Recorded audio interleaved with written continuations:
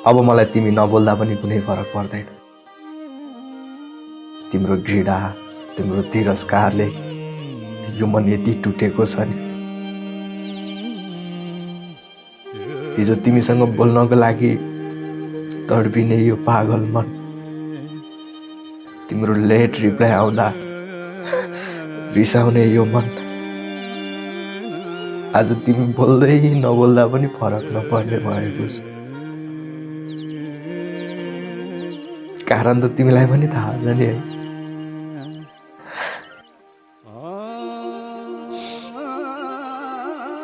बुझेनौ तिमीले मेरो मायालाई, बुझेनौ तिमीले म तिमीसँग किन बोल्न चाहन्थे, बुझेनौ तिमीले मैले तिमीलाई किन यति धेरै माया गर्थे। गुमायौ तिमीले मलाई, चोखो माया गर्ने मान्छेलाई। फर्केर आउँदैन, जसलाई गुमायो त्यो फर्केर आउँदैन। यदि मान्छे फर्केर आए पनि पहिलाको जस्तो माया फर्केर आउँदैन। शरीर फर्किएर आए पनि त्यो मरेको मन फर्केर आउँदैन। कसैको वास्ता नगर्ने भएको छु, आफ्नै पनि। आजकल मलाई आफ्नै मतलब लाग्दैन।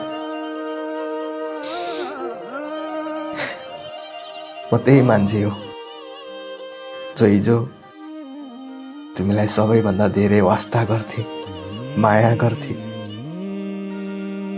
हुन त मनमा माया नै नभएको त होइन, तिमीलाई माया गर्छु, हिजो भन्दा अझै धेरै गर्छु। तर यति हो, मलाई अब तिमी चाहिँदैन, चाहिँदैन अब तिमी मलाई।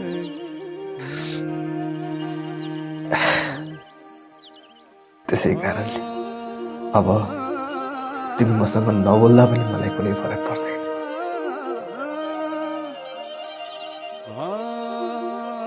माया